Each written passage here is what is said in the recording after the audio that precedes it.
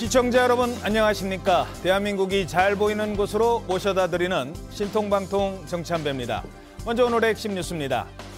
북한이 9.19 군사합의 폐기를 선언했습니다. 사실상 이 파기를 선언한 건데 이 군사정찰 위성 도발했잖아요. 그래서 우리가 어제 우리 정부가 9.19 효력 이거 끝난 건 아니지만 그중에 일부 일주 사망에 대해서 일부 정지를 선언했더니 거기다 대고 맞불을 놓은 겁니다.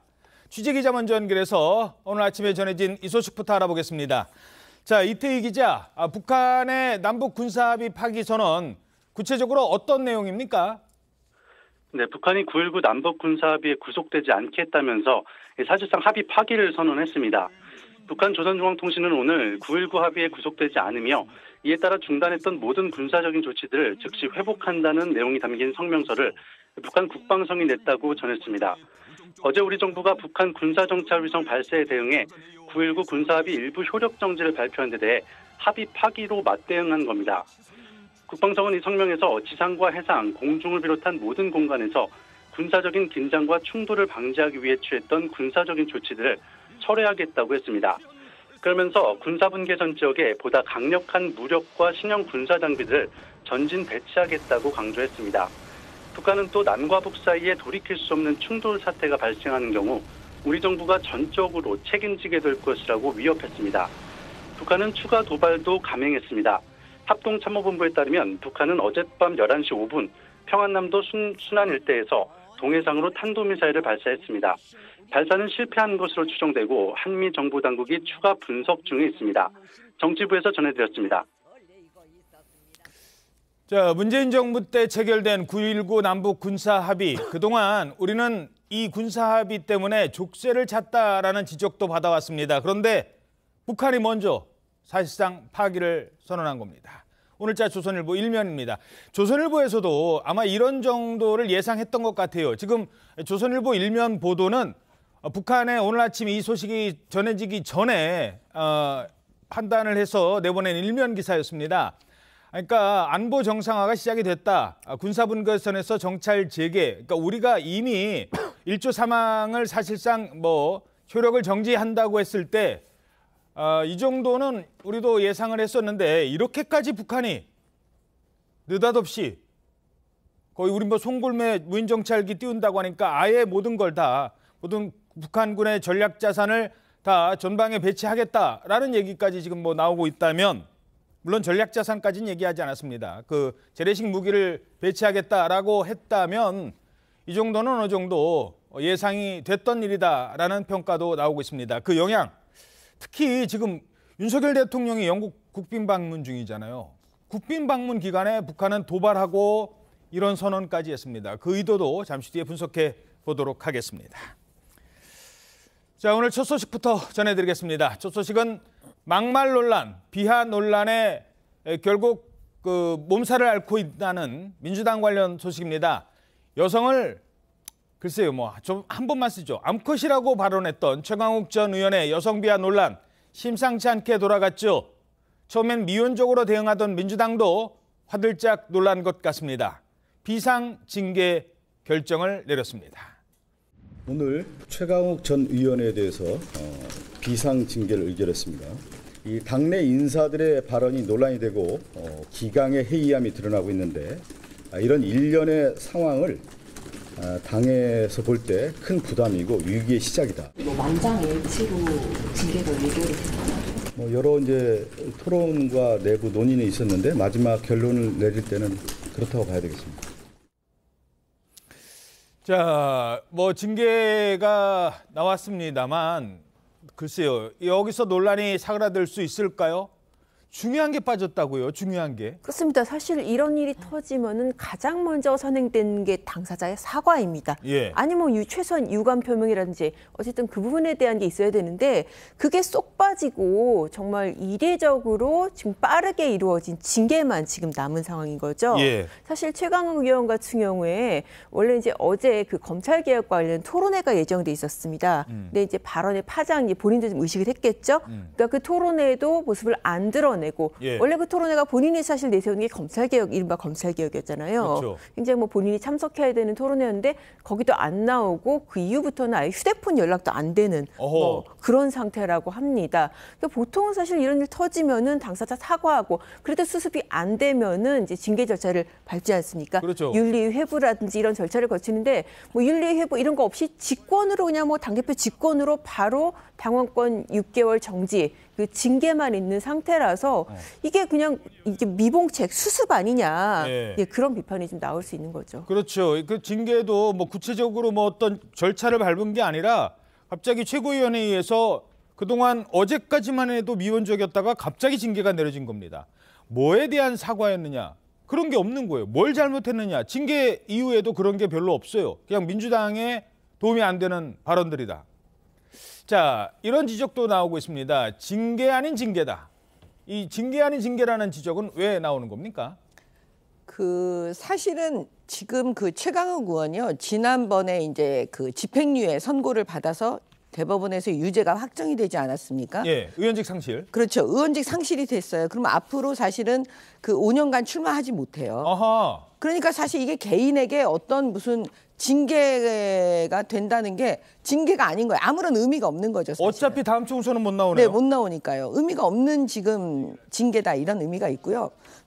또 말씀드리면 최강욱 전 의원은 지난번에 그 짤짤이 발언으로 이미 징계 6개월 그 전에 받았었어요. 그러면 이게 또 반복되는 거잖아요. 예. 그러면 이번에 6개월은 사실 의미가 없는 거죠. 아하. 더 중징계를 해야 되는 거죠. 예. 그래서 제가 볼 때 이 정도 되면은 제명 정도 했어야 예. 아 그래도 뭐 민주당이 좀 신경을 쓰고 있네 라는 생각이 들지 6개월 정도는 아 이게 뭐 장난하나 이런 생각이 들기 때문에 제가 볼 때는 이 논란은 앞으로 계속 지속될 거다 이렇게 봅니다. 예.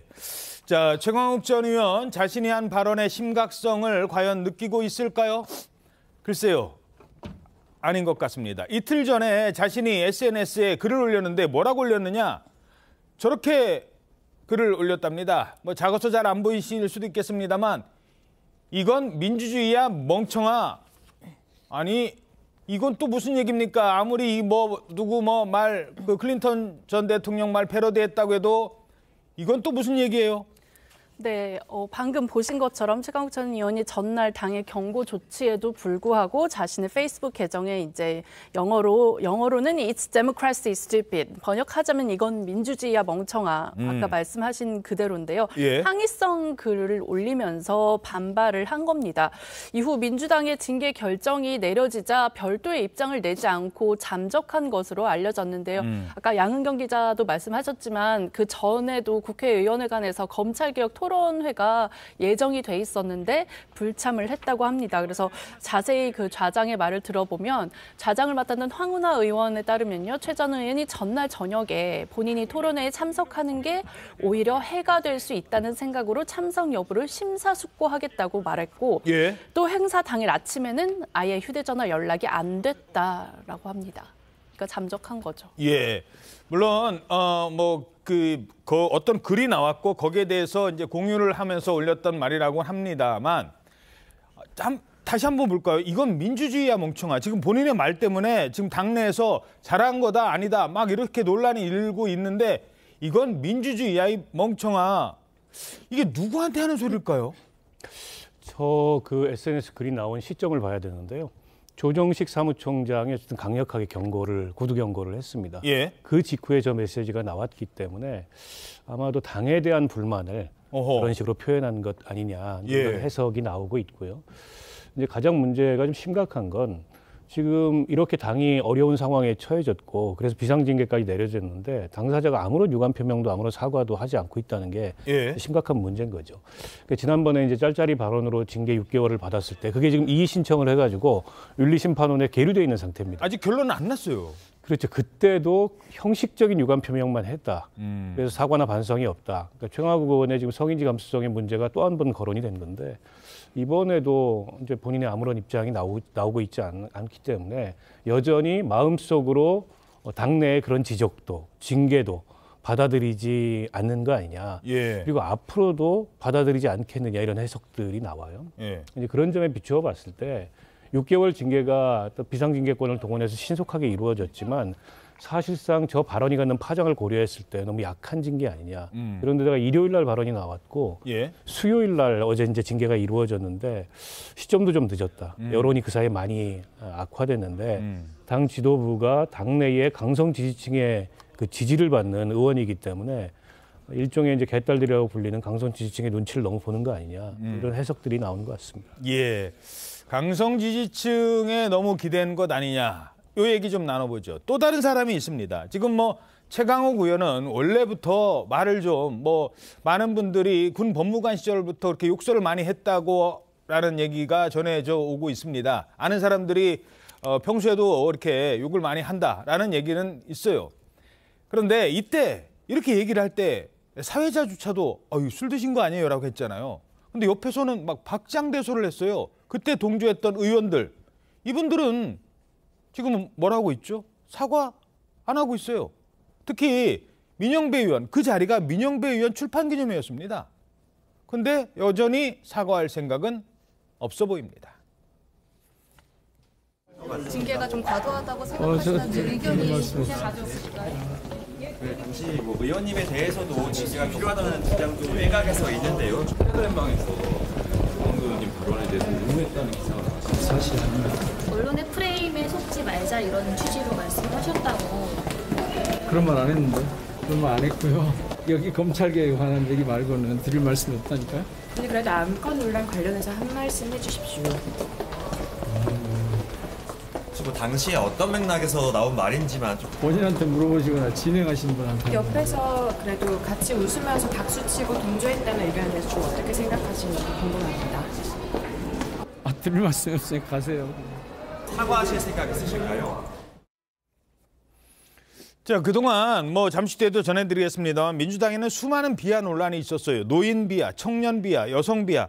근데 그동안의 논란은 이렇게 보면 비하일 수도 있고 아니다라고 하니까 좀 논란의 여지는 있었는데 이거는 여성을 암컷, 전 국민의 절반을 암컷, 그 파장은 어마어마할 수도 있거든요. 그런데 왜 두 사람 모두 사과를 안 하는 걸까요? 그러니까요. 사실 이 사과를 안 하는 태도, 그리고 지금 이제 일요일 발언인데 이제 박 전 의원 말씀하셨지만은 3일이나 어떻게 보면 당에서 뭉개다가 지금 조치를 한 이 배경에는 이 개딸이라고 불리는 강성 지지층이 있는 게 아니냐.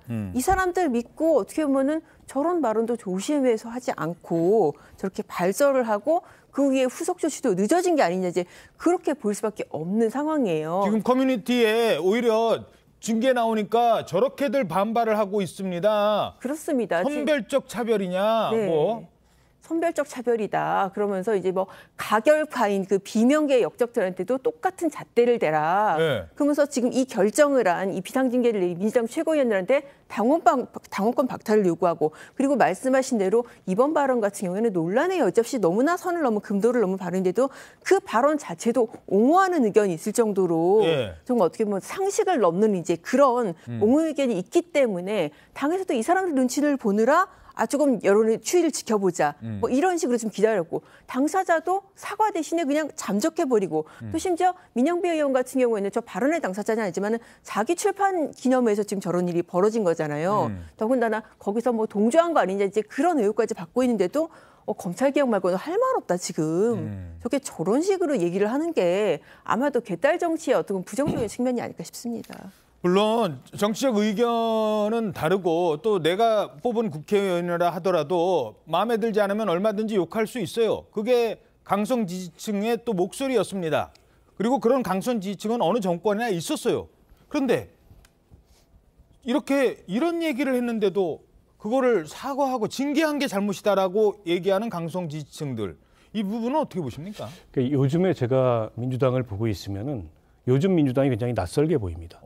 과거의 민주당은 체면도 있고 금도도 있고 예의도 있는 그런 민주당이었고 품격을 갖춘 정당이었는데 이제 그런 게 다 무너져 버렸어요. 그래서 우리 사회가 보편적으로 갖고 있는 그런 윤리적인 감수성이나 혹은 공감 능력이나 이런 게 전혀 없는 그런 정당처럼 보이는 경우가 왕왕 있습니다. 이게 이른바 이제 이 개딸 중심의 이런 강성 지지층 중심의 팬덤 정치의 폐해라고 생각을 하는데요. 결과적으로는 정치 지도자들의 문제라고 저는 생각합니다. 그러니까 정치 지도자들이 어떤 방향을 제시하고 가리키느냐. 이게 굉장히 중요한데 지금 이재명 대표도 그렇고 당 지도부도 그렇고 저런 팬덤 정치 앞에서 원칙적인 모습을 보여주지 못하고 있고 때로는 거기에 편승하는 듯한 모습마저 보여주고 있거든요. 그렇다 보니까 저런 강성 팬덤들의 목소리에 정당이 휘둘리고 어떻게 보면 수권 정당으로서의 그런 어떤 면모 이런 것들을 차츰 잃어버리면서 아주 저렇게 그 이분법적으로 세상을 보고 나 아니면 모두가 적이라는 식의 그런 시각에 휘둘리는 정당이 된 것 같아요. 그런데다가 철험에처럼 그런 이제 강성 지지층과 밀접하게 관계를 맺고 정치를 하는 그런 의원들의 목소리가 커지다 보니까 더더욱 당내의 그런 균형 감각이 상실되고 이 사태로 인해서 이제 그 카톡방에서 있었던 논란도 지금 밖으로 알려지고 있지 않습니까? 그렇죠. 거기에도 보면 뭐 민영배 의원을 포함해서 의원들끼리 뭐가 문제냐는 식의 인식마저 보이고 있고 그에 대해서 좀 문제의식을 갖는 이제 의원들이 있음에도 불구하고 그런 목소리는 잘 대표되지 않는 이런 문제점이 보이는 것 같아요. 그래서 저는 이재명 대표가 이 상황을 심각하게 생각하신다면 저런 강성 지지층 중심의 당 운영을 바꿔야 됩니다. 그렇지 않으면 이런 문제는 계속 재발될 거예요. 예. 이 총선이라는 게 짧게요. 어차피 강성 지지층은 나중에 민주당 뽑을 사람들이라고 보면 강성 지지층 투표만 가지고 득표만 가지고 당선이 될 수는 없는 거 아니에요? 그 중도 이걸 이렇게 지켜보는 많은 국민들이 공감을 해야 될 텐데. 모든 정당이 그렇습니다. 결국에는 이제 얼마나 확장성을 갖느냐 이게 총선의 성패와 직결되는 문제인데 과거에 이제 국민의힘에도 이제 극우 유튜버들이라든지 이런 이제 국민의힘판 강성 지지층들이 목소리가 굉장히 크게 표출됐던 적이 있었는데 그때 비교적 단호하게 국민의힘의 뭐 김종인 전 비대위원장이라든지 이준석 전 대표라든지 거기가 거리를 뒀거든요. 그럼으로써 강성 지지층이 당을 좌지우지하는 것을 방지했던 그런 사례가 있기 때문에 오히려 민주당이 그런 사례를 좀 참고해야 되지 않을까 이런 생각입니다. 예. 자, 그런데 왜 눈치를 보느냐? 왜 눈치를 그렇게 볼까요? 자, 하나 더 짚어보죠.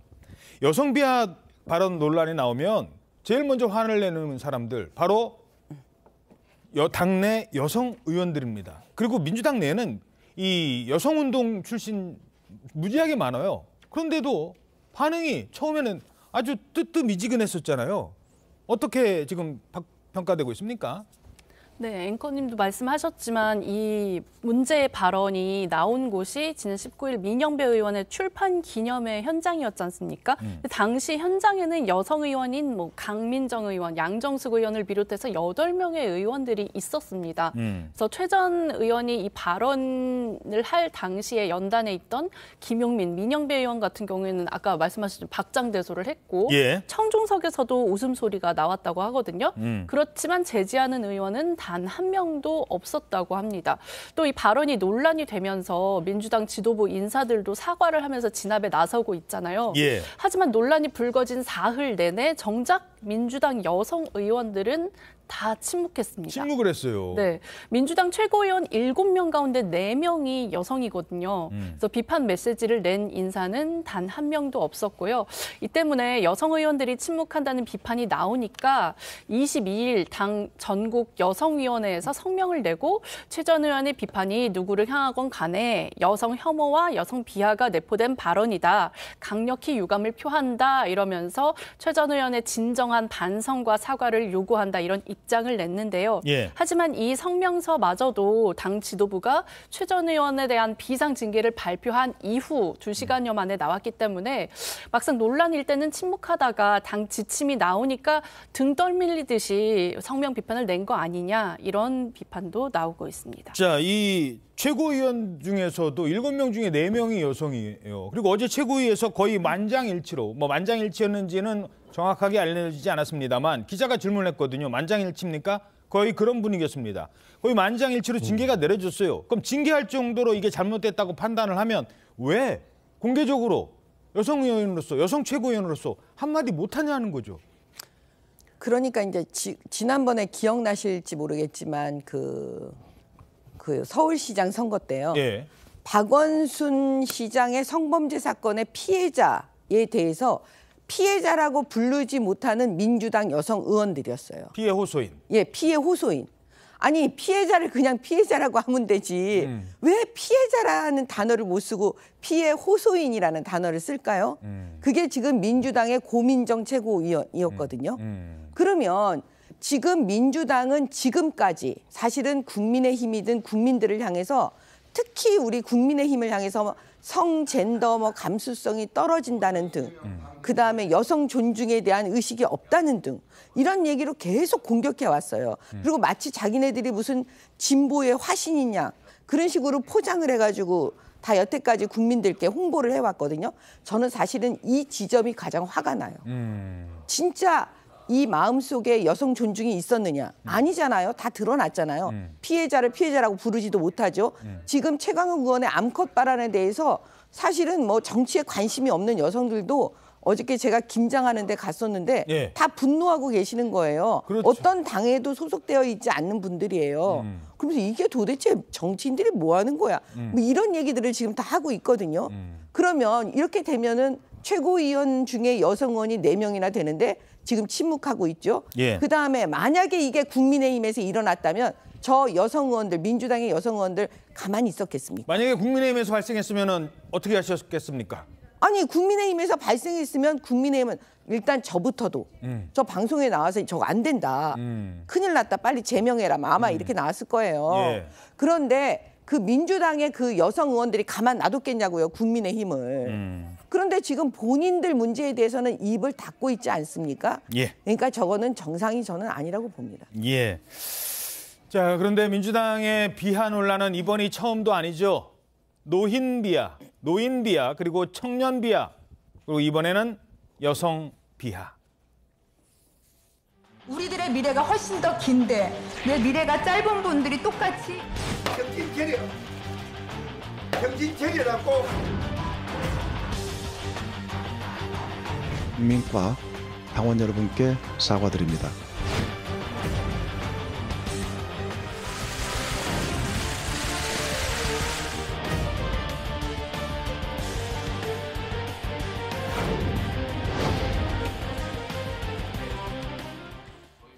네. 당은 저렇게 각종 비하 발언 때문에 노심초사하고 있는데 어느 의원도 용감하게 나서서 이건 잘못됐다라고 하는 사람들이 많지는 않습니다. 왜 그럴까요? 공천 시즌 다가와서일까요? 지금 개딸들한테 잘못 보이면 어떻게 되는 걸 알아서 그런 걸까요? 이미 그런 걸 경험한 분이 있습니다. 분열의 순간이 다가오고 있는데 이미 그 신호탄을 쏘아 올린 사람이 있죠. 오선의 중진은 이상민 의원. 최근 국민의힘 의원들과 자주 만나는 것 같아요.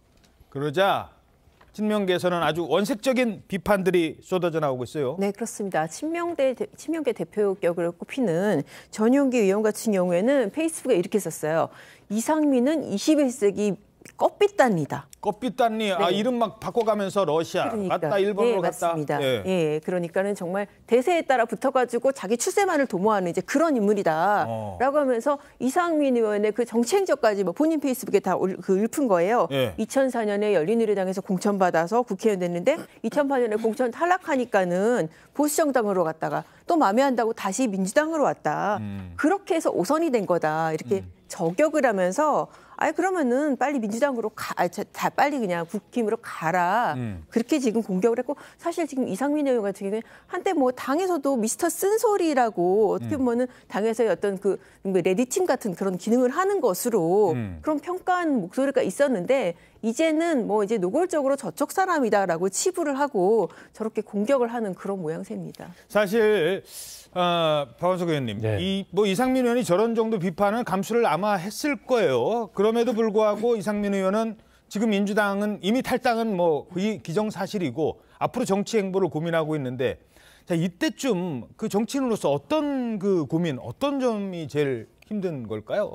저게 이제 상당히 누적된 어떤 이 상황에 따른 결정이라고 봅니다. 그동안에 당내에서 대표적인 이제 쓴소리하는 정치인으로서 특히 이재명 대표 체제 들어선 이후에 여러 가지 문제 지적을 했는데 그게 이제 받아들여지지 않고 본인은 이제 계속 공격을 받고 고립되고 예. 하다 보니까 이제 그런 선택을 하는 게 아닌가 싶은데요. 좀 안타까운 면이 있죠. 근데 제가 좀 이상하게 보는 건 예. 당내에서 비판의 목소리도 나올 수 있다고 봐요. 근데 왜 잡는 사람이 없죠? 저는 당 지도부나 이재명 대표나 아니 그게 빈말로라도 아니 다선 중진이시고 여기서 이렇게 오래 정치를 하셨고 한데 저희랑 끝까지 함께 가셔야지 이렇게 하시면은 좀 서운하다라는 식으로 잡는 신용이라도 해야 되는데 아무도 잡지를 않아요. 그러니까 같이 비명계에서 쓴소리를 냈던 이제 김종민 의원 같은 경우에 당 지도부가 만류해야 된다 이렇게까지 언론에 나와서 얘기를 했는데 당 지도부의 어느 분도 나서서 이상민 의원을 찾아가거나 모릅니다. 저희가 모르는 어떤 비공개적인 자리가 있었는지는 모르겠습니다만 알려진 바는 없어요. 그런 게 있었다면 또 이상민 의원 성격상 말씀을 하셨을 텐데 그렇죠. 이건 오히려 등을 떠미는 거 아니냐 이런 생각이 들어서 이미 이상민 의원 지역구에는 지금 친명계 인사가 내려가 있다라고 지금 보고 있거든요. 뭐 그래서인지도 모르겠습니다만 근데 이제 과거의 민주당 같으면 그러지 않았을 것 같거든요. 그런 면에서 여러 가지로 지켜보는 입장에서 요즘의 민주당은 참 낯설다 이런 생각이 다시 한번 듭니다. 예, 알겠습니다. 다음 소식입니다. 한동훈 장관 총선 출마 얘기가 나오니까 민주당은 전략적으로 관심 없다라면서 거리를 두고 있죠. 그런데 진짜 관심이 없는 걸까요? 오히려 점점 커져가는 등판론에 견제의 목소리가 더 나오고 있는 것 같습니다. 누군가는 이런 얘기를 했어요. 용비어천가 말고 한동훈의 훈비어천가라고 지적을 하고 있습니다. 국민의힘 당대표와 혁신위원장이 훈비어천가를 부르며 한동훈 띄우기에 열을 올리고 있습니다. 하지만 대통령은 나라님, 측근 장관은 세자로 모시는 듯한 국민의힘의 모습은 한심하기 짝이 없습니다. 한동훈 장관이 여의도 사투리 대신 5천만 언어를 쓰겠다고 했는데 법비들이 쓰는 서초동 사투리부터 고치십시오. 예, 자, 그 여의도 사투리 안 쓰겠습니다. 그 300명 정도 쓰는 여의도 사투리 안 쓰겠습니다. 했더니 서초동 그 법원 검찰들 쓰는 서초동 사투리부터 고쳐라. 이렇게 나오고 있어요. 어떻게 보십니까? 그러니까 제대로 그 여의도 사투리에 대한 의미를 알긴 안 것 같아요, 민주당이. 그러니까 민주당 국회의원들을 상대로 해가지고 저 앞으로 저렇게 하면 안 된다, 개혁하겠다라는 한동훈 장관의 말이라는 걸 알긴 알았던 것 같아요. 저걸 발끈한 거잖아요, 지금 여의도 사투리. 그러니까 이제 또 공격하기 위해서 서초동 사투리 이렇게 얘기를 하는데 지금 민주당 수준을 보면은요. 그 제대로 공격하는 전략적으로 하는 수준이 있는 사람이 없어 보여요. 아니 저 정도 되면 서초동 사투리 그러면은 너무 어린애 같잖아요. 더 수준 높게 사실은 그 한동훈 장관을 공격하려면 공격을 해야 되는데 저 정도 수준 가지고 공격하면 조금 있다가 한동훈 장관한테 또 이제 되로주고 말로 받는 그런 일이 벌어질 거라고 저는 보여집니다. 예, 박성준 대변인이 저렇게 얘기를 했는데 자, 한동훈 장관이 뭐 박성준 대변인한테까지는 아직 뭐라고는 안 했어요. 근데 팩트 공격이잖아요. 팩트 공격. 팩트 공격의 대상이 될 수도 있지 않을까. 잠시 뒤에 뭐 다른 의원 짚어보겠습니다만. 근데 한동훈 장관이 이렇게 얘기합니다. 나를 띄운 게 누군데요? 민주당 아닙니까? 국민의힘이 저를 띄운다는 것에 대해서 공감하실 분들은 많지 않을 것 같아요. 다만 민주당이 저를 띄운다는 점에 대해서 많은 분들이 공감하실 것 같습니다. 혁신위에서 스타 장관들 험지 출마 저는 스타 장관이 아니고요. 저는 그냥 법무부 장관으로서 최선을 다하겠다는 말씀드립니다. 예. 자, 일단 그 질문 하나 드리기 전에 요즘에 기자들이 계속 질문하잖아요. 아마 민주당에서도 계속 지켜볼 것 같아요. 한동훈 장관도 의식하는 것 같습니다. 뭐 스타 장관 나오고 총선 쪽 계속 질문을 하면 구체적으로 더는 얘기를 안 해요. 왜? 여기서 더 구체적으로 얘기를 했다가는 지금 현직 법무부 장관이 총선에 개입하는 거야? 그게 바로 탄핵이야? 이런 공격 받을 수 있거든요. 말을 되게 조심합니다. 대신 어떻게 나오느냐? 요거 잠시 뒤에 짚어드리고. 일단 법조를 오래 출입한 양은경 기자. 네. 한동훈 장관 누가 띄워준 건데요? 아까 지금 본인이 얘기했잖아요. 저거 지금 팩트인데 정말 민주당이 띄워준 거예요.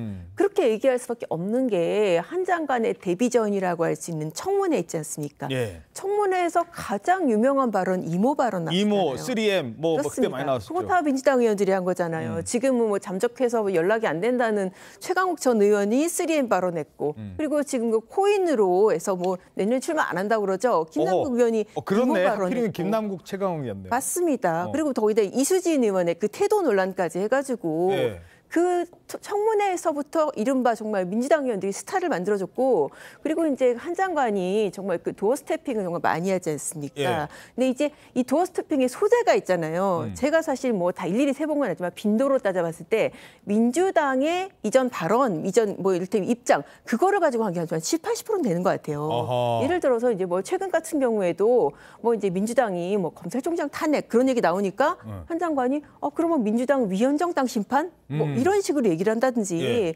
그런 식으로 초밥 먹은 사람이 탄핵 대상이지. 그러니까요. 뭐 범죄자가 그 검사를 고를 수 있는 나라가 어디냐 뭐 이런 발언도 그렇고 그러니까 이재명 대표를 이렇게 의식하고 얘기를 한 거고요.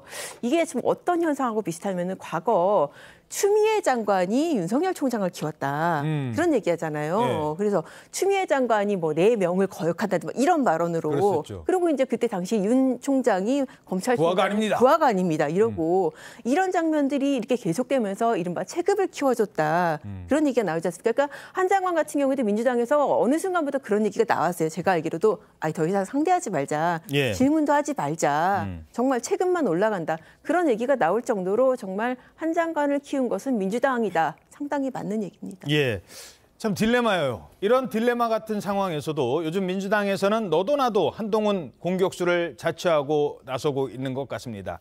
총선 앞두고 공천 상황 앞두고 있고 요즘 언론에 많이 나가는 게 유리한 상황이죠. 자, 처음에는 김의겸, 그다음엔 최강욱, 민영배, 게다가 요즘에는 송영길 전 대표까지 나서서 한마디씩 합니다.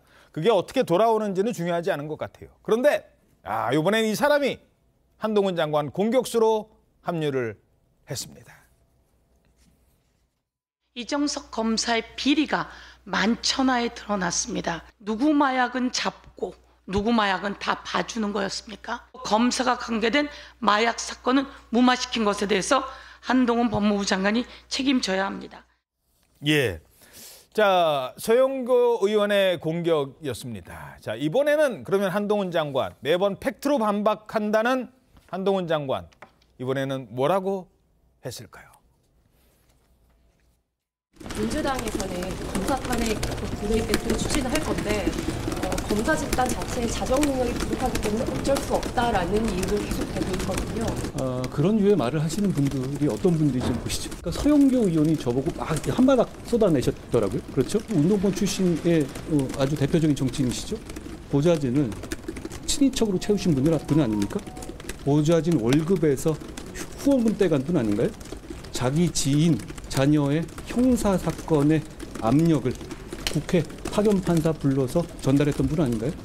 저는 그런 분들이 마치 깨끗한 척하면서 국민들을 호도하는 것에 대해서 잘못됐다고 생각합니다. 정치적 목적을 가지고 그 한 집단을 의인화해서 악마화하는 것은 국민에게 큰 손해를 주는 것이고 그래서는 안 된다고 생각합니다. 예. 자, 그러니까 아니 전에 그 본인은 어떻게 했는데요? 라는 화법이에요. 한동훈 장관의 기본적인 화법이. 그러니까 여의도 사투리 안 쓰겠다고 했는데 이게 이제 쉽게 말해서 깨끗한 척 하지 마라. 당신은 어떤데? 라는 거를 얘기를 하는 것 같습니다. 물론 장관 인사청문회라든가 국정감사할 때 준엄하게 정부 공직자들을 상대로 꾸짖을 때는 그렇게 하라고 그 자리에 있는 거죠. 해야 되죠. 근데 다른 문제 불거졌을 때마다 공격을 하는데 내가 봤더니 나를 공격할 자격이 있으십니까? 이거예요.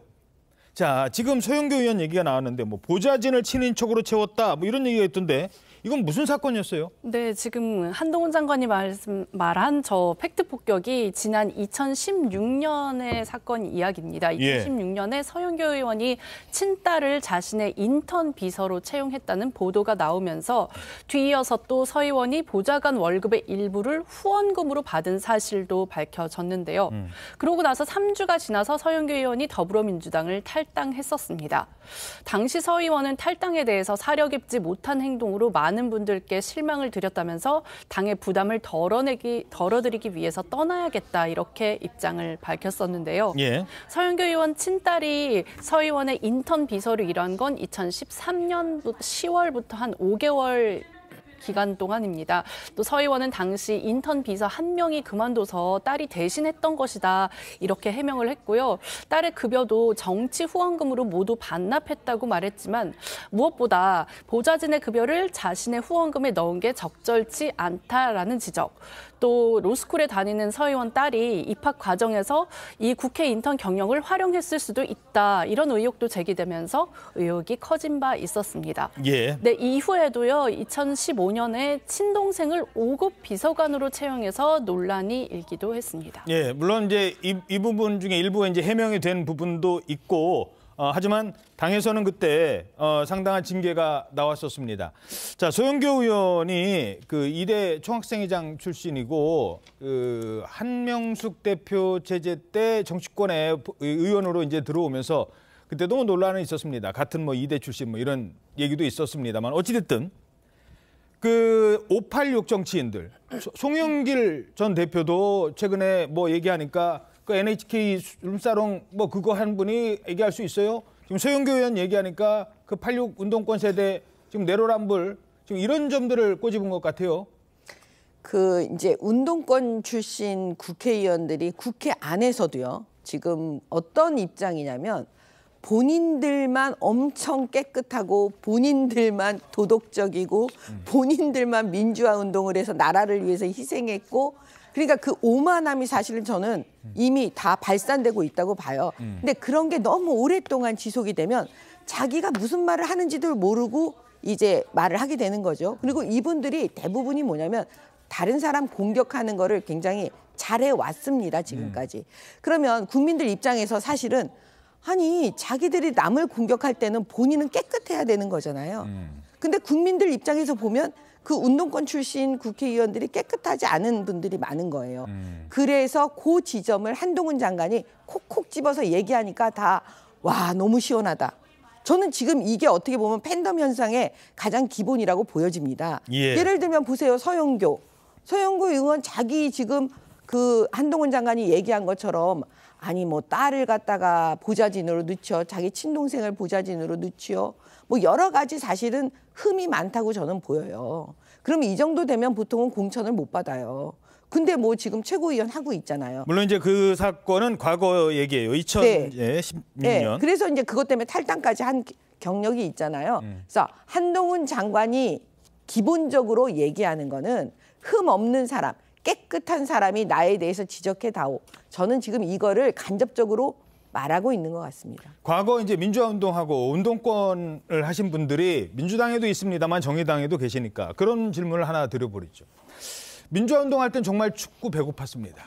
그렇죠? 그리고 그때는 정말 전두환 노태우 시절에는 민주화 운동이 그 상당히 중요한 역할을 했고 대한민국 민주주의 발전에 기여를 했어요. 그런데 일부는 정의당으로 가셔서 춥고 배고프게 정치하십니다. 근데 일부는 뭐 꼭 그런 건 아닙니다만 민주당으로 가서 등 따숩고 배부르게 정치하신 분들도 있어요. 정의당에 계신 분들이 봤을 때 지금 586 정치인들 특히 민주당에 계신 분들을 봤을 때 어떤 생각이 드십니까? 제가 꼭 정의당에 있어서가 아니고 민주당의 이제 586들이 정치를 비교적 일찍 시작하셨잖아요. 어느덧 이제 20년 제도권에서 배지 달고 국회의원으로 혹은 뭐 광역단체장으로 그런 큰 역할들을 했는데 그러다 보니까 이제 이분들이 초심에서 많이 멀어져서 기득권이 됐다. 그리고 윤리적으로도 다른 정치인들과 별로 다를 게 없는 그런 문제점들을 많이 보였죠. 그에 대해서 어쨌든 비판이 있는 것도 사실이고 이제는 좀 그런 기득권을 내려놔야 되는 거 아니냐. 그래서 586 용태론도 나오는데 정작 내년 총선에 그런 게 현실화될지는 미지수입니다. 아주 일부의 의원들만 불출마를 얘기를 하고 있기 때문에 또다시 586들이 내년 총선에 출마해서 뭐 5선, 6선 이렇게 되는 거 아니냐. 이런 비판이 있고 그렇다 보니까 세대 교체가 이루어지지 않는다. 이런 민주당 내부에 여러 가지 진단도 있습니다. 그럼에도 불구하고 저는 한동훈 장관의 화법이 시원한 듯하지만 문제는 있다고 생각해요. 또 다른 형태의 선민의식입니다. 왜냐하면 깨끗해야만 자기를 비판할 수 있는 건 아니거든요. 그리고 검찰의 내로남불식 수사 행태나 한동훈 장관을 비판한 거지 그게 국민을 호도한 건 아닙니다. 예. 그런 기준으로 따진다면 지금 국민의힘 내부에도 남을 비판할 자격이 없는 정치인들이 숱해요. 예. 그에 대해서는 왜 한마디도 안 하죠. 저거는 또다시 검찰 출신의 엘리트로서의 586 운동과는 다른 그런 도덕적 선민의식을 드러낸 것일 뿐이고 예. 여의도 정치권을 싸잡아서 뭔가 비도덕적이고 비윤리적인 집단 자신은 국민과 공감하는 깨끗하고 정의로운 사람 이런 식의 구분법을 즐겨 하는데 본인이 국민은 아니에요. 그것 또한 참칭이 될 수도 있다는 점을 유의해야 될 겁니다. 예, 알겠습니다. 자, 한동훈 장관은 총선 출마 여부를 밝히지 않고 있지만 정치권에서는 한 장관의 출마 지역을 두고도 벌써부터 이런저런 이거 훈수라고 해야 될까요? 여기가 좋을 것 같은데 얘기들이 나오고 있습니다. 한동훈 장관도 매우 중요한 인재인데 사실 그냥 야인으로 이렇게 보내는 것보다는 어찌 됐든 간에 처음에 시작은 좀 돌을 맞고 욕을 먹더라도 일단은 강남 3구에서 나가는 게 맞는 것 같아요. 근데 한동훈 장관 이재명을 붙여야죠. 한 자는 범죄 혐의자고 한 분은 검사 아닙니까? 예. 완전히 대비되는 구조죠. 예. 지금 뭐 윤상현 의원까지 당내에서 쭉 얘기가 나오는데 지도를 한번 봤습니다. 한동훈 장관 만약에 지역으로 간다면 어디로? 강남 3구. 글쎄요. 근데 뭐 이거는 돌 맞고 욕 먹는데 그래도 강남 3구다. 일단은 되는 게 중요하다. 뭐 이런 소수 의견도 있지만 다른 곳 이재명 대표와 맞붙어라. 여기 원희룡 장관 이제 간다고 했는데 수도권에 계신 분들은 그래도 수도권 특히 인천이나 이런 데서요. 윤상현 의원은 인천에서 정치를 하니까 거기 이제 바람이 불어야 된다. 뭐 이런 차원에서 조언을 하는 것 같아요. 아니다 대구다. 그러니까 자기 지역에 와서 도움이 되기를 바라는 측면도 있는 것 같은데 뭐 한 5군데 정도 지금 얘기가 나오고 있다고요. 네, 그렇습니다. 지금 그 앵커께서 지금 말씀하신 대로 일단 언급되는 곳만 지금 5곳이에요. 아까 김웅 의원 같은 경우에는 지금 수도권이 안심할 상황이 아니다. 욕 먹더라도 강남 3구에 나가야 된다. 그러면서 이제 김 의원은 뭐라 그랬냐면은 그보다 더 쉬운 길은 이제 비례로 나가거나 대구로 가는 건데 이렇게 가면은 이른바 우리 당이 태자당이 된다. 그러니까 너무 이렇게 그 특권을 가지고 나가는 거라서 이거는 안 되는 거고 뭐 강남 3구 추천을 하고 또 지금 말씀하신 대로 그 윤상현 의원 같은 경우에는 이 지금 한동훈 장관과 이재명 대표의 그 맞붙는 그런 구도를 생각해서 그런지 개항을 또 지금 추천을 했고요. 예. 제일 처음 나온 건 사실 종로 쪽이죠. 예. 근데 이제 종로 쪽에 지금 최재형 의원이 현역으로 있으니까 종로설이 먼저 제일 나오니까 최재형 의원이 이 구역은 내가 지킨다 뭐 이런 식으로 이제 언론 인터뷰를 통해서 조금 이른바 좀 사수의지를 드러내고 있고. 지난번에 보궐선거로 당선된 지 얼마 안 됐는데 뭐 이런 주장을 하세요, 사실. 그러니까요. 또 심지어는 뭐 어디서는 좀 용산, 국민 지금 이제 대통령실이 있는 용산 주변 이렇게 나오니까 조금 뭐 추이는 두고 봐야 하겠지만 사실 이게 당내 역학관계도 고려를 해야 되잖아요. 그러니까 한 장관의 당선 가능성뿐만 아니라 현역들의 반발, 또 현역들의 어떤 뭐 당선 가능성 그런 것이 다 고려를 해야 되기 때문에 상당히 복잡한 함수가 될 것으로 보입니다. 예, 그리고 또 한 가지 지금 어디 가겠다라고 할 수 있는 상황은 아니에요. 일단 뭐 정치를 할지 말지도 얘기해서는 안 되는 상황이고 그런데 어디 간다고 또 먼저 얘기를 하면 상대방이 그 대진표 보고 또 맞춰서 짜거든요. 전략적으로도 먼저 얘기할 수 없는 상황입니다. 짧게 두 분께 한동훈에게 조언을 한다면 어디가 좋을 것 같다. 어떻게 하는 게 좋을 것 같다. 어떻게 보세요? 일단 빨리 장관직부터 내려놓으시는 게 좋을 것 같고요. 예. 한다면 수도권 격전지에서 돌파를 해야죠. 수도권. 강남이나 대구 같은 따뜻한 아랫목에 앉아서 전방 지원을 한다는 건 후방에 앉아서 그건 논리 모순이고요. 그리고 전방에 나가서 싸우는 게 좀 부담스럽다. 안 될 수도 있으니까. 근데 그런 분은 전방 선거에 도움이 안 됩니다. 그런 의미에서 본인이 돌파해야 도움이 되는 거죠. 예. 어떻게 보세요? 그 나중에 이제 대선 후보까지 저는 생각해서 이 바둑도를 둬야 된다고 생각을 해요. 그러니까 지금 여러 이제 얘기가 많이 나오는데요. 저는 조금 좀 다른 우리 앵커님하고 다른 생각인데 왜 황교안 전 대표 때의 그 사례를 좀 반성과 여러 가지 경험을 통해서 그 만약에 나간다고 하면 저는 빨리 결정하는 게 맞다고 보여져요. 왜냐하면 그 지역의 주민들께서 밀려서 오는 느낌으로 받아들여지면 제가 볼 때는 표를 많이 못 얻을 것 같아요. 가려면 빨리 나오는 게 낫다? 예, 저는 차라리 당당하게 나는 어디를 너무 사랑하고 내가 좋고 여기서 내가 지역구의 그 국회의원 되고 싶으니까 내가 빨리 정해서 왔습니다. 상대 누구든 올 테면 와라? 네, 올 테면 와라. 이런 마음으로 저는 가는 게 맞다라는 생각이 듭니다. 예, 알겠습니다. 자, 상대 올 테면 와라라고 했는데 이번에는 내가 간다 하는 사람이 있습니다. 국민의힘의 구원투수가 되겠다고 자처하고 나선 또 다른 장관, 바로 원희룡 국토교통부 장관인데요. 자, 이재명 대표의 지역구 인천 계양을에 출마해서 또다시 이 대표의 저격수를 자처하는 것 아니냐는 전망이 커지고 있는데, 야, 이틀 전에 있었던 국민의힘의 한 간담회에서 여기서요 누굴 만났느냐? 김기현 대표를 만나요. 김기현 대표와 원희룡 장관이 자리를 함께했습니다. 이런 얘기를 했었습니다. 자, 내기가 실세? 아니요, 이쪽이 실세. 무엇보다도 제 옆에 계신 원희룡 국토교통부 장관이 계신데 여기가 실세입니다. 우리 장관님께서 여기 오셨는데 그냥 왔겠습니까? 그죠? 의지가 담겨 있는 것이니만큼 고충을 해결하는 데 앞장서 주실 것으로 기대하고. 실세, 대표가 다른 분한테 이분이 실세라고 하셨네요. 어떻게 보세요? 아니, 그거는 그냥 농담처럼 들리고요. 네. 만약에 이제 원희룡 장관이 그 계양을에 나가서 저기 이재명 대표하고 붙잖아요. 그러면 저는 실질적으로 원희룡 장관이 국민의힘의 대장이 돼서 총선을 치를 수밖에 없다라는 생각이 들어요.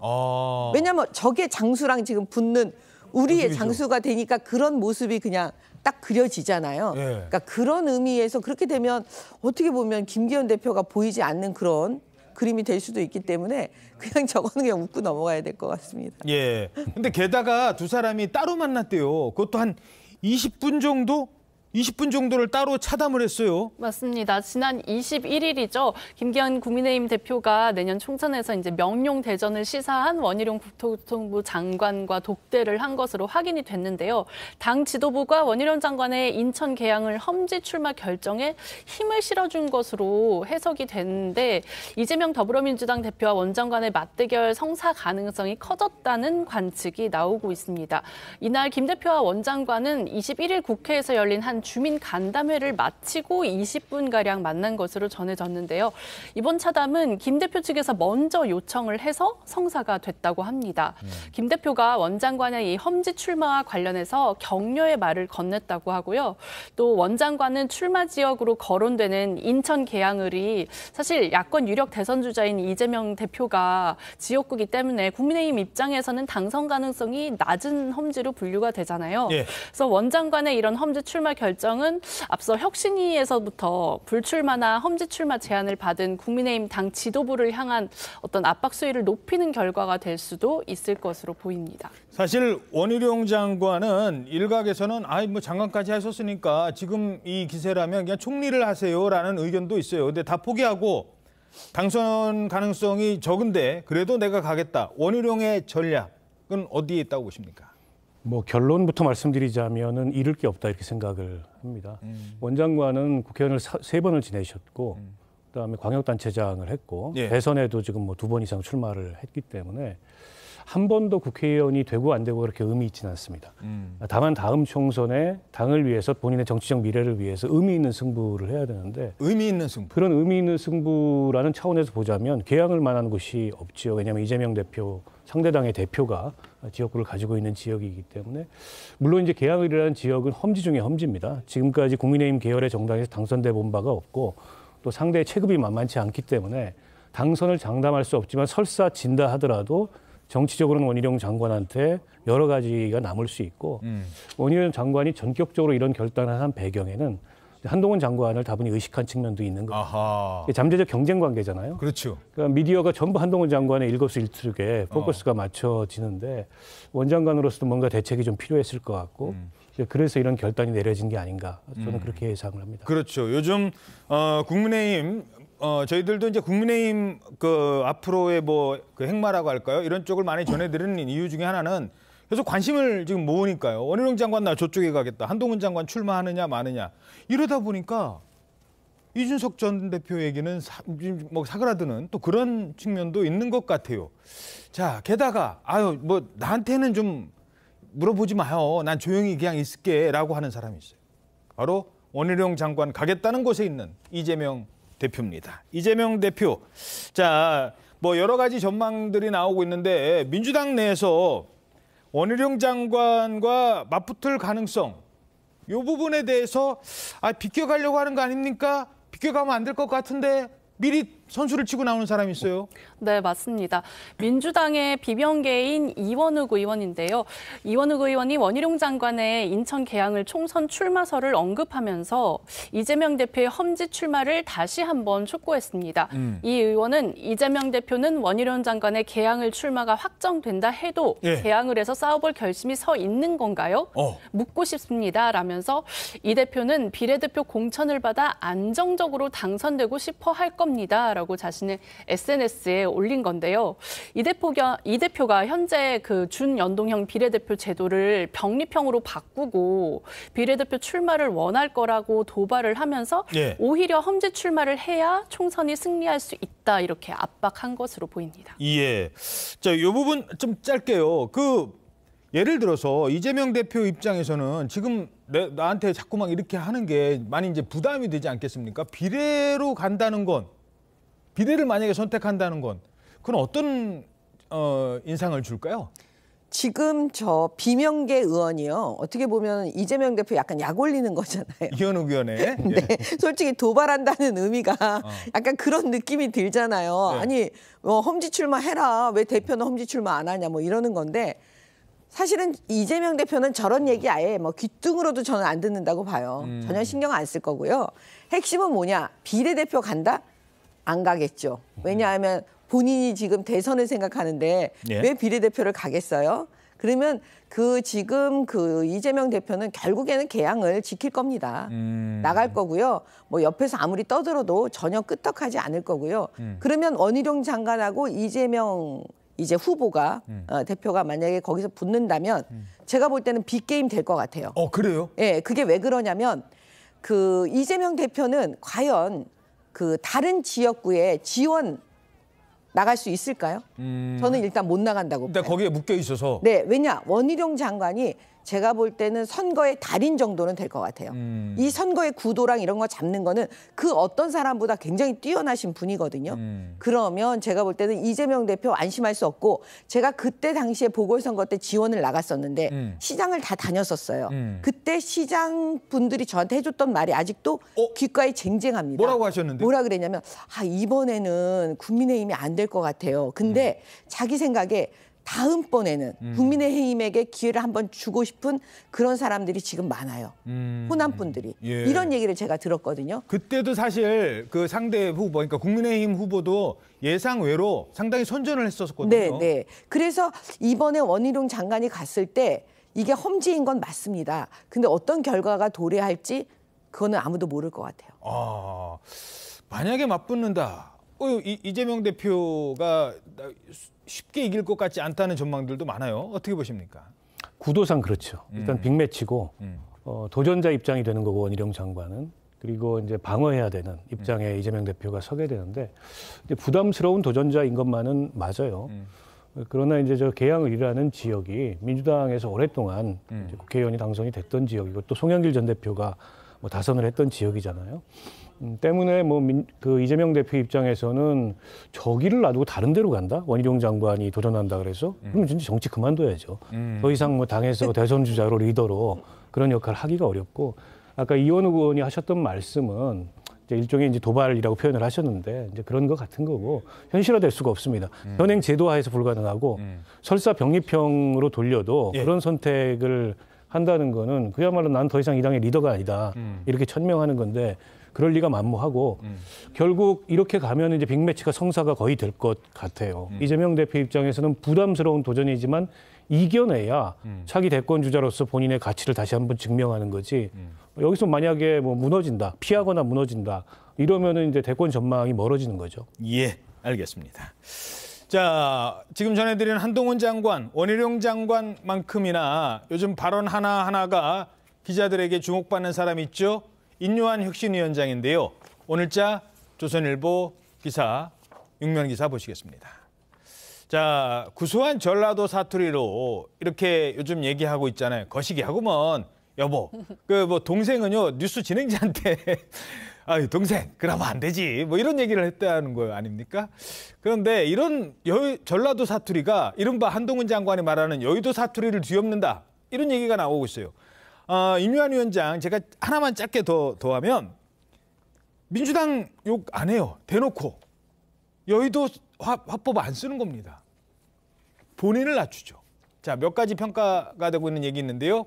들어보시겠습니다. 영어를 내가 잘 못하는데 영어 좀 배우려고.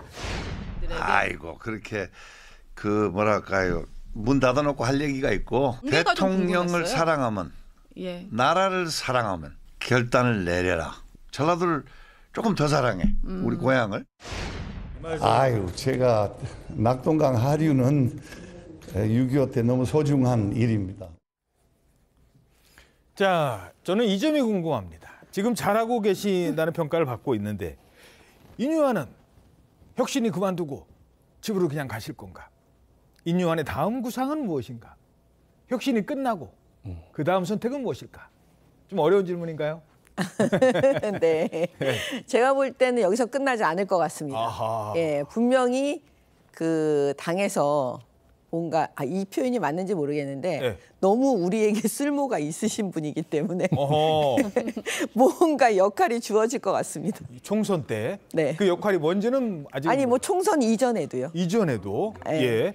거기까지만 일단 딱 예상을 하셨습니다. 어떻게 보세요? 여기서 끝나지 않죠. 본인도 의지가 있으신 것 같고 지금 국민의힘에 비대위가 들어설 가능성도 한편에서는 전망이 되잖아요. 예. 저는 강력한 비대위원장 후보 중에 한 분이라고 생각합니다. 어허. 뭐 인유한 위원장 말고도 다른 후보들이 여러 분 있겠지만 그런데다가 총선 출마 가능성도 뭐 배제할 수 없다고 보고. 아, 총선 출마요? 그럼요. 뭐 서대문갑 출마 얘기가 직전 때 옛날에는 나왔었는데 있었습니다만 예. 그거 내려놓는다 하더라도 다른 형태의 총선 출마 가능성도 있다고 보고. 그리고 뭐 선대위에서 비중 있는 어떤 역할, 저분이 또 호남이기 때문에 호남민들이 인유한 위원장에 대한 거부감이 크지 않아요. 그렇죠. 그런 점은 이제 활용 가능성이 높은 거죠. 국민의힘 입장에서. 그런 면에서 봤을 때 그냥 뭐 혁신이 마치고 본인의 본업으로 돌아가실 것 같지는 않다. 이런 느낌입니다. 잠깐만요. 이건 좀 너무 앞서가는 건데요. 그 대선 후보가 파란 눈에 호남 사투리를 쓰는 국민의힘 후보. 요런 그림은 어떻게 보십니까? 그 처음에 조선일보에서 예. 혁신위원장 되기 전에 인터뷰를 했을 때 호남에서 보수 정당의 대선 후보를 배출하는 게 꿈이다 이런 얘기를 했었어요. 본인을 지칭하는 거냐 이렇게 기자가 물어봤는데 그건 아니다 이렇게 얘기를 했는데 모르죠 뭐 앞으로의 일은. 네, 정치는 생물이니까 어디로 갈지는 모른다. 여기까지만 듣겠습니다. 자, 그동안 한치 앞을 몰랐던 일이 이제 정리가 되는 일도 있습니다. 남북 군사 합의. 우리가 상당히 불리하게 했었죠. 그래서 사실상 이거 다시 되돌려야 한다는 의견은 있었습니다. 그런데 북한이 먼저 즉각적으로 느닷없이 남북 군사 합의를 파기한다고 선언했습니다. 물론 명분은 어제 우리가 위성 발사 때문에 당분간 요거 한시적으로 중단하겠다. 효력 정지 얘기하니까 거기서 그래 잘 됐네. 전격 파기. 자, 북한의 발표 내용부터 정리해보죠. 뭐라고 한 겁니까? 네, 북한이 오늘 9.19 남북 군사합의에 구속되지 않겠다면서 이 합의에 따라 중지했던 모든 군사적 조치들을 즉각 회복한다는 입장을 밝혔습니다. 즉각 회복? 네, 북한의 정찰위성 3차 발사에 대응한 남측의 9.19 군사합의 일부 조항 효력 정지에 반발하면서 사실상 합의 파기를 선언한 건데요. 예. 북한 국방성은 이날 성명을 내고 현 정세를 통제불능의 국면으로 몰아간 저들의 무책임하고 엄중한 정치 군사적 도발 행위에 대한 대가를 반드시 치러야 한다면서 이같이 밝혔다고 조선중앙통신이 보도했습니다. 대가를 치르게 하겠다? 네. 우리 군은 전날 오후 3시를 기해서 9.19 남북 군사합의 1조 3항의 비행금지구역 설정에 대한 효력 정지를 의결했고요. 그렇죠. 즉각 최전방에 감시 정찰 자산을 투입해서 대북 정찰을 재개한 바 있습니다. 뿐만 아니라 어젯밤에도 북한이 미사일 도발이 이어졌는데 미사일 또 쐈어요, 참. 네, 합동참모본부는 어젯밤 11시 5분쯤 북한이 평안남도 순안 일대에서 동해상으로 미상 탄도미사일을 발사했다면서 발사는 실패한 것으로 추정되고 한미 정보당국이 추가 분석 중에 있다고 밝혔습니다. 자, 뭐 북한이 9.19 남북 군사합의 아예 파기를 선언을 했던 겁니다. 이제 재래식 무기 휴전선 부근에 쭉 깔아놓는다는 거예요. 어떤 계산이 있는 걸까요? 전문가들에게 질문을 해봤습니다. 사실상 9.19 군사 합의와 관련돼서는 효력이 거의 없었던 거죠. 우리가 거기에 기반해서 1조 2항이랑 3항을 계속해서 준수해 왔었던 것이고, 그러니까 9.19 군사 합의 이전 이후 상황과 관련돼서 북한에 그동안 해왔던 군사적인 조치 사항이나 이런 거가 별로 크게 영향을 받지 않기 때문에 사실상 합의 파기를 선언했던 북한 입장에서는 이전 상황과 비교해 봤을 때 더 나빠질 게 없다라는 계산이 깔려 있다라고 봐야겠죠. 자, 그리고 한 가지만 더 덧붙이면 이 발표 시기도 상당히 전략적이라는 거예요. 윤석열 대통령 국내에 없을 때, 해외 순방 중일 때 위성 쏘고 어제 밤했죠? 미사일 쏘고, 그리고 나서 이번에는 합의 파기 선언까지. 어제 밤에 쏜 거 사실상 실패했는데 그 사진 혹시 나왔습니까? 지금 탄도미사일도 쏘고요. 아주 도발을 몰아서 하고 있어요. 몰아서. 윤석열 대통령 국내에 없을 때. 저게 북한의 전략이라고도 합니다. 어제 쏜 그 미사일 발사 장면인 것 같은데요. 자, 이렇게 계속 이어가고 있다는 겁니다. 게다가 김정은이 또 등장을 합니다. 조선중앙통신 공개한 사진인데요. 사진 바로 보시죠. 근데 뭐지? 약간 그런 부분이 머리예요, 머리. 흰머리. 김정은의 나이가 뭐 아직 흰머리 날 나이는 아니다라고 84년생인데 벌써 머리가 희끗하다. 저렇게 머리가 희끗한 거 글쎄 저 처음 보는데요. 저 염색한 것 같아요. 염색을 흰색으로. 네. 예. 그게 왜 그러냐면 이제 본인이 아무튼 리더십이 지금 저는 흔들리고 있는 반증이라고 보여지거든요. 예. 어떤 방식으로든 외모를 그 아우라 있게 만들고 뭔가 카리스마 있게 만들려고 오히려 더 나이 들어 보이게. 예, 그 애쓴다는 건 리더십이 흔들리는 거잖아요. 예. 지금 저 모습 보세요. 예쁘게 염색한 것처럼 보이기 때문에. 아유, 정말 그 매일같이 저는 김정은 위원장은 어떻게 하면 지금 우리 대한민국을 향해서 이걸 쏠까 저걸 쏠까 이렇게 괴롭힐까 저렇게 괴롭힐까 맨날 그 연구하는 사람으로 저는 그냥 보여집니다. 예, 알겠습니다. 자, 하나만 더 살펴보도록 하죠. 북한의 그 정찰 위성 이게 성공했다고 뭐 본인들은 주장을 하고 있습니다만 그 성패를 두고는 아직 이견이 분분한 것 같습니다. 한국일보 기사입니다. 오늘자 한국일보 이면인데요. 북한 정찰 위성 성공이냐 실패냐. 위성이라는 거는 발사체 자체가 중요한 게 아니에요. 발사체 자체가 중요한 거는 미사일입니다. ICBM. 뭐 북한은 그 기술을 이미 갖고 있다면서요. 뭐 미국 본토까지 날아가는 ICBM. 날려보내는 게 중요한 게 아니라 그 날려보내는 그 알맹이. 저기거든요. 저게 페어링이라고. 저 안에 이제 들어가 있는 위성이 제대로 기능을 해야 되는 겁니다. 그래서 뭐 이 궤도에 정확하게 진입을 해서 거기서 가장 많이 보내는 목적 중에 하나는 촬영이에요, 촬영. 근데 이 촬영이 상당히 화질이 떨어지고 쉽지 않을 거다. 아직까지 북한의 기술로는 일단 갖다 놓은 거에 대해서만 의미를 둬야 한다라는 주장도 나오고 있습니다. 우리는 인공위성 기술은 북한보다 훨씬 더 많이 있고요. 우리도 러시아 기술 빌려다가 이 발사체 로켓 부분은 나중에 도움을 받았습니다만 북한은 아직 그 위성 장치 자체에도 그걸 뭐 날씨에 쓰인다든가 아니면은 뭐 뉴스에 쓰인다든가 이런 화질, 정찰용 화질을 높은 사진으로 쓰기에는 조금 이른 것 같다라는 분석까지 나오고 있습니다. 자, 여기까지 전해드리도록 하겠습니다. 계속해서 사건 사고 소식 전해드리겠습니다. 자, 러시아에서요 소매치기 일당이 왔답니다. 한국에 와서 한탕 하고 가겠다. 그래서 지하철에서 승객들의 지갑을 훔치다가 잡혔는데 딱 보름 동안만 털고 그리고 집으로 갈 작정이었대요.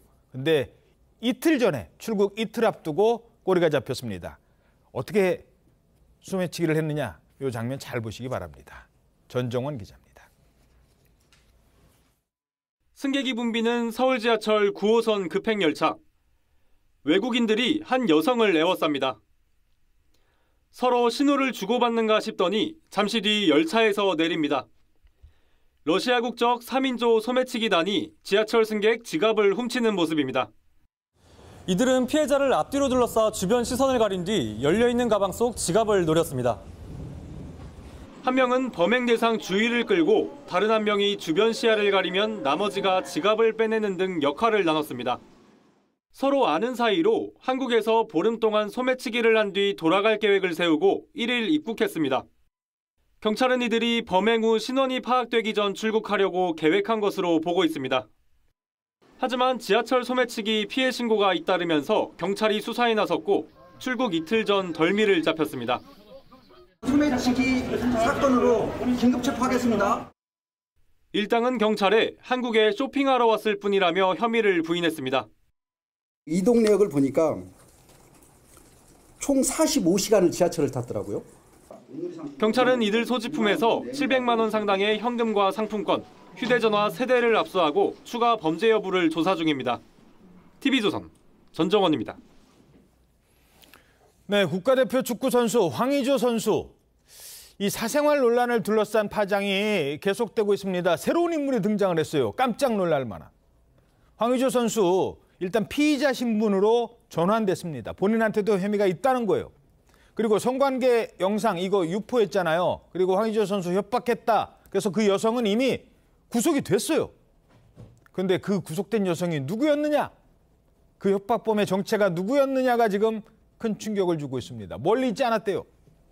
누가 이 동영상을 갖고 황의조 선수를 협박했던 겁니까? 협박범의 정체는 바로 황의조 선수의 친형수. 형수요? 예, 놀랍게도 그랬는데요.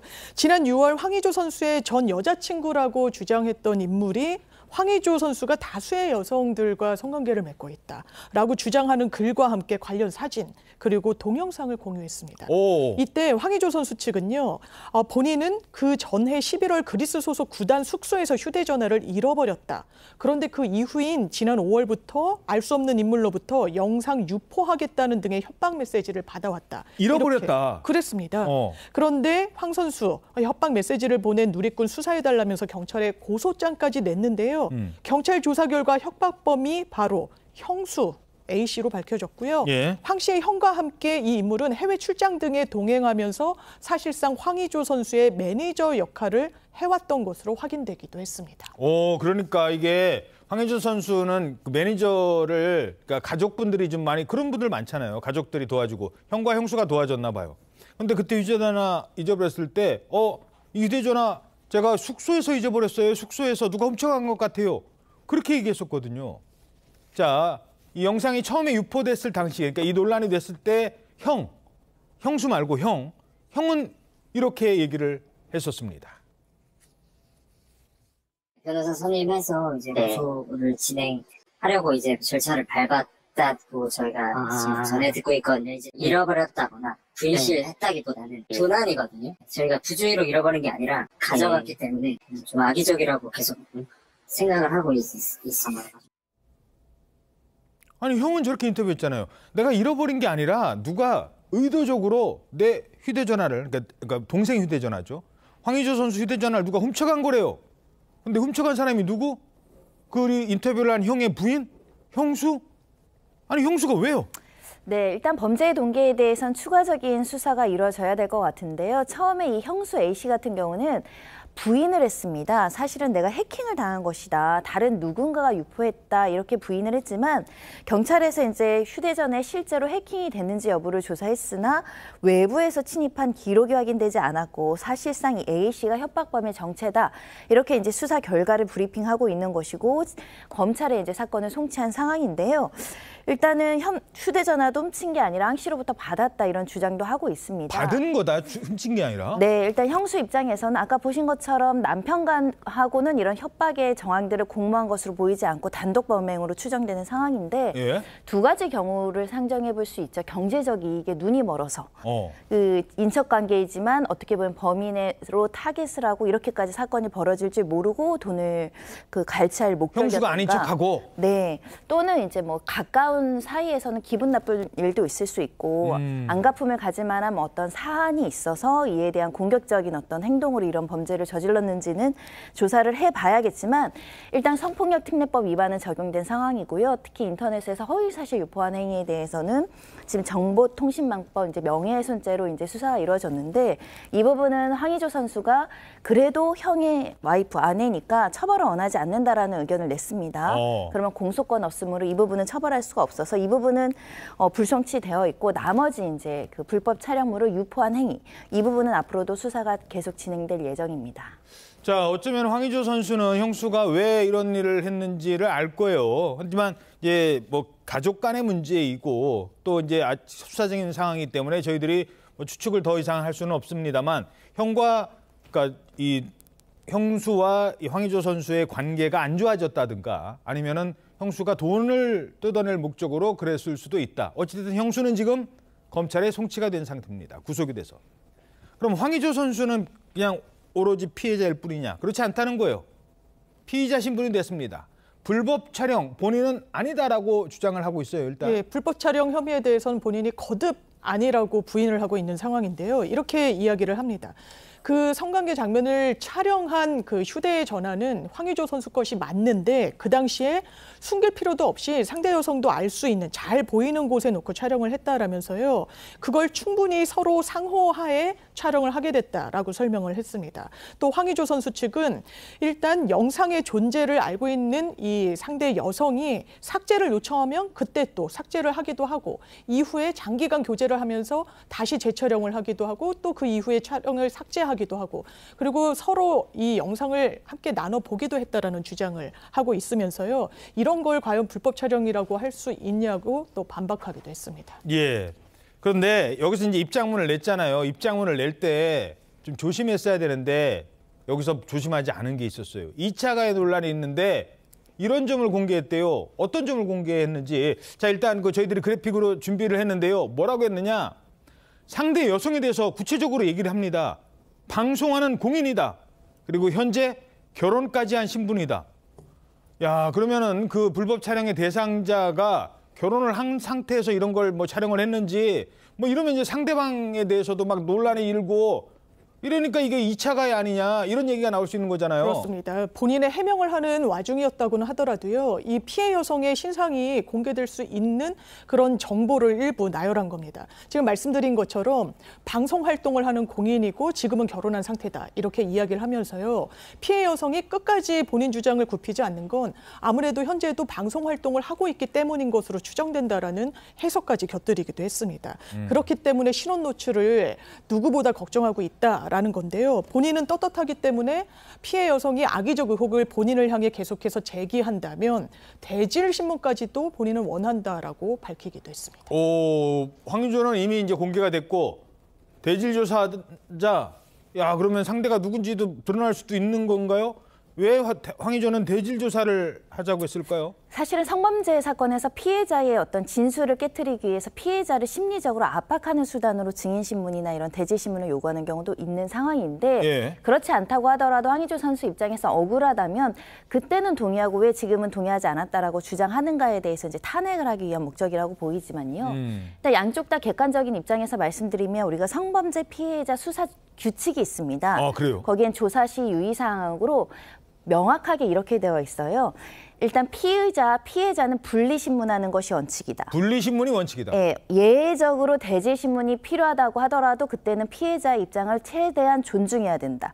즉 피해자가 나는 피의자 얼굴을 직접 대면해서 조사받기 싫습니다. 두렵습니다. 그렇죠. 그러면은 사실상 대질신문은 굉장히 어렵다. 왜냐하면 피해자 입장에서는 가해자가 있는 상황에서 심리적으로 불안하고 무섭기 때문에 제대로 진술을 못하는 경우도 왕왕 있거든요. 그렇죠. 황의조가 막 그 자리에서 너도 알았잖아 뭐 이런 식으로 나오면. 네, 그렇기 때문에 대질신문이 실제 이루어질지는 좀 지켜봐야 될 것 같고요.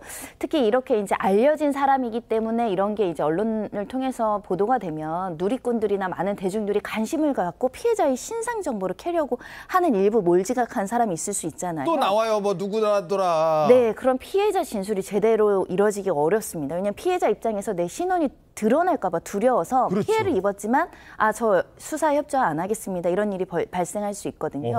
그래서 최대한 수사 기간 수사기관에선 피해자의 인권을 존중하는 차원에서의 수사가 이루어져야 되고 기밀사항이 반드시 유지돼야 된다는 생각이 들고요. 예. 특히 이제 수사를 신속하게 해야 되는데 지금 항의조 씨가 해외에 있습니다. 그렇죠. 그래서 축구하러 지금 계속. 신속하게 소환해서 국내에서 재빨리 이렇게 수사를 하는 것이 조금 일정 조율이 필요해 보이는 상황이고요.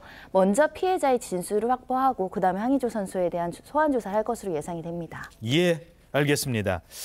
자, 그런데도 황의조 선수는 얼마 전에 그 축구 국가대표 선발전 물론 친선 경기였습니다만 가서 경기를 치렀고 이런 것들에 대해서 논란이 있는 것도 사실입니다. 자, 다음 소식입니다. 그런데 축구 얘기 하나만 더 전해드리죠. 중국이랑 우리 축구했잖아요. 중국 우리가 3대0으로 이겨요. 그 정도 실력차 납니다. 근데 중국은 우리한테 늘 해볼 만하다. 어떻게든 이겨보겠다. 이런 거 하죠. 근데 그거는 축구 경기 내에서입니다. 승패는 거기서 끝내야 돼요. 그런데 팬들은 선수들에게 이런 행동을 했습니다.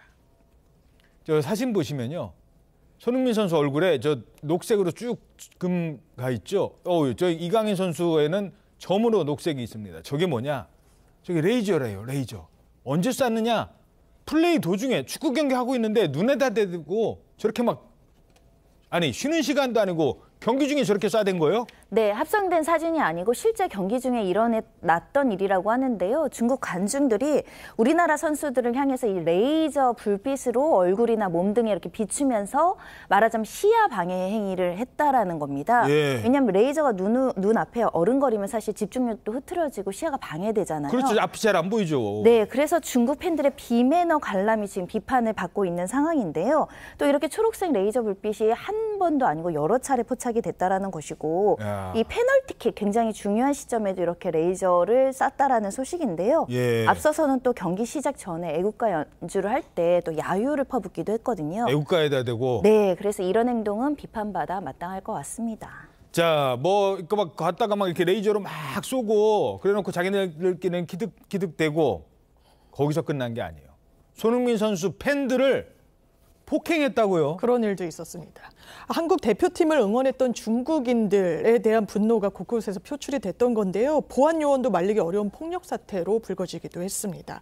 빨간 옷의 중국인들 사이에서 한 남성이 손흥민 선수의 흰색 토트넘 7번 유니폼을 흔드는 모습인데요. 예. 야유와 함께 물병이 날아듭니다. 왜 여기 와서 손흥민 응원해? 그러면서. 그렇죠. 이 남성뿐만 아니라 함께 같이 있던 유니폼의 여성, 같은 유니폼 여성 끌어내기도 했는데요. 몸싸움으로 번지게 됐고요. 결국 보안 요원이 이 해당 응원자에게 한국팀 관중석으로 이동을 요청하는 일이 발생한 겁니다. 그렇지만 중국 팬들의 비매너 응원에도 한국 대표팀이 승리를 거뒀는데 그래서인지 중국인들의 분노, 경기장 밖에서도 이어졌습니다. 손흥민 선수를 응원했던 중국인들에게 오물세례, 폭력 이어졌고요. 이들을 반역자라고 부르면서 쫓아가는 일까지 발생했다고 합니다. 물론 중국팀 응원하는데 뒤에서 저렇게 하는 것도 기분이 좋을 리는 없어요. 근데 같은 중국 사람들끼리 말로 했어야 되는데 저렇게 폭행까지 했어요. 아니 이기고 싶으면 그렇게 한국 축구를 이기고 싶으면 축구장에서 이겨야지. 저래서 되겠어요? 네, 전체 관람객의 행위는 아니고 일부 관객들의 행위라는 점을 말씀드리고 싶고요. 특히 중국 내에서도 반성의 목소리가 있습니다. 우리 스스로에게 부끄럽다 이런 이제 자성적인 목소리도 나오고 있는 것이고요. 이 여러 가지 언론 분석에서는 이제 중국 팬들이 워낙에 이제 한국 축구에 번번이 이제 지다 보니까 이 좌절감, 실패감에 이렇게 분노를 표출하는 거다. 예. 이런 이야기도 있고요. 또 영국 언론들은 이런 행위를 공안증 이렇게 이제 표시하기도 합니다. 그렇죠. 한국을 두려워했기 때문이다. 자, 다음엔 가수 소식입니다. 아마 별명만 나오면 다 아실 그 가수인데요. 바로 찬또배기.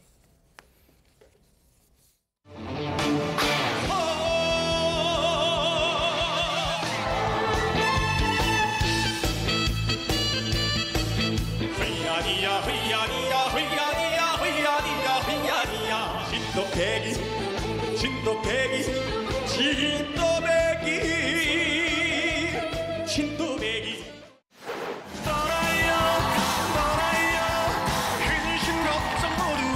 야, 지금 봐도 요즘도 지금 찬또배기 좋아하는 분들 꽤 많은데 야, 드디어 이 공연하니까 또 우리 딸들, 아들들 엄마 티켓 끊어주느라고 아주 고생 많았다고요. 그렇습니다. 이찬원 씨 같은 경우에는요. 12월 23일부터 25일까지 크리스마스 연휴 기간 서울에서 콘서트를 진행합니다. 어제 티켓 예매가 시작됐는데요. 불과 5분 만에 전좌석 매진을 기록했고요. 이찬원 씨 같은 경우에는 임영웅 씨와 함께 엄마들이 좋아하는 대표적 가수로 꼽힙니다. 그래서 온라인상에서도요. 엄마를 위한 효도 티켓팅, 이른바 효캐팅에 성공했다. 이런 후기가 쏟아지고 있습니다. 예. 서울 공연에 이어서 이 연말 연초에는 대구 콘서트가 열릴 예정인데요. 팬들에게 신곡도 소개하고 신기술을 도입한 무대 많이 준비했다고 하니까 기대하셔도 좋을 것 같습니다. 자, 그런데 뭐 이찬원뿐만 아니라 임영웅도 그렇고 이 콘서트 표 구하는 게 엄청 어렵잖아요. 그래서 늘 나오는 게 암표 문제였습니다. 이번에 얼마 전에도 많은 팬들을 울렸던 이 임영웅 콘서트 암표 사건, 결국 사기꾼들이 검거가 됐어요. 네, 무려 745명으로부터 2억 7천만 원을 이제 편취한 사기꾼들이 잡혔다는 소식이고요. 이 돈을 가지고 뭐 했나 봤더니 또 도박 사이트에서 탕진을 했다라고 합니다. 암표가 기승을 부리니까 혹시 표 구매하시는 분들 주의하셔서 구매하셔야 될 것 같습니다. 예, 알겠습니다. 자, 저희는 1분 뒤에 돌아오겠습니다. 네, 오늘 아침 대한민국 잘 보이셨습니까? 오늘 하루 당신의 대한민국을 신통방통이 응원해드리겠습니다. 여러분 고맙습니다.